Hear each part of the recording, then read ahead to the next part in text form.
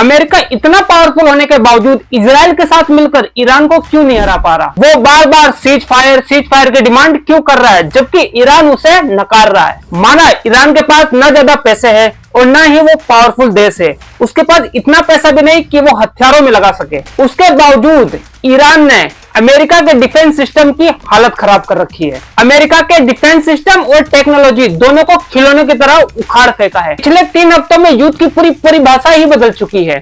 मानो छोटा देश बड़े देश पर भारी पड़ रहा हो। सभी देश एक दूसरे की तरफ देख रहे हैं और अपने डिफेंस सिस्टम टेक्नोलॉजी को मजबूत बनाने पर तुले हैं। और ईरान ने वो कर दिखाया जिसे कर दिखाने की औकात किसी देश में नहीं है। दुनिया के सबसे एडवांस F-35 जो फ्लाइट जेट है उसे मार गिराया है, जिसे करने की औकात हर किसी में नहीं। अब ट्रंप ने 5000 सैनिक ईरान में हमले के लिए उतारा है। ट्रंप ऐसा लगता है मानो पगला गया है।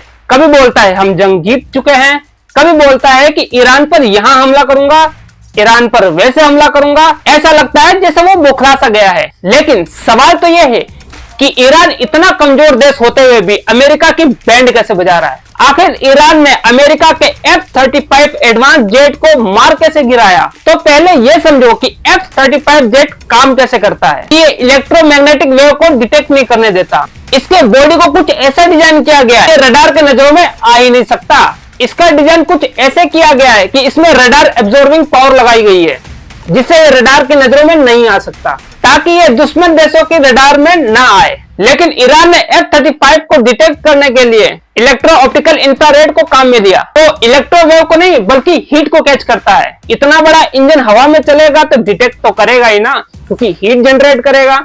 तब R-27F मिसाइल लॉन्च कर उसे ट्रैक किया और उसे मार गिराया। इतना सारा नुकसान झेलने के बावजूद डोनाल्ड ट्रंप अब भी कह रहे हैं भाई 5 दिन और रुक जाओ, 5 दिन की शांति और दे दो मुझे। लेकिन ईरान अमेरिका के सीज फायर को ठुकरा कर यह बोल रहा है कि जब तक अमेरिका वाले हमारे गल्फ कंट्री से बाहर नहीं निकलते तब तक बात तक नहीं करेंगे। देखने में ऐसा लग रहा है कि अमेरिका ने बिना किसी प्लानिंग के जंग छेड़ दी। न स्टार्टिंग में प्लानिंग की, न बीच में प्लानिंग है और न अंत का पता है। आखिर लड़ाई हो क्यों रही है? अमेरिका लड़ तो रहा है, लेकिन क्यों लड़ रहा है? इसलिए लड़ रहा है, ना पहले क्लियर था ना अब क्लियर है। बस लड़े जा रहा। लेकिन ईरान के पास मारने के और बचने का एक फोकस रीजन है, जिस वजह से वो इतने पावरफुल देश, इतने पावरफुल कंट्री, जिस वजह से वो इतने पावरफुल कंट्री को टक्कर दे पा रहा है। ईरान को ये बात पता है कि अगर इस बार अमेरिका यहां से बच के निकल गया तो अगली बार अमेरिका और इजराइल उसे मिलकर छोड़ेंगे नहीं।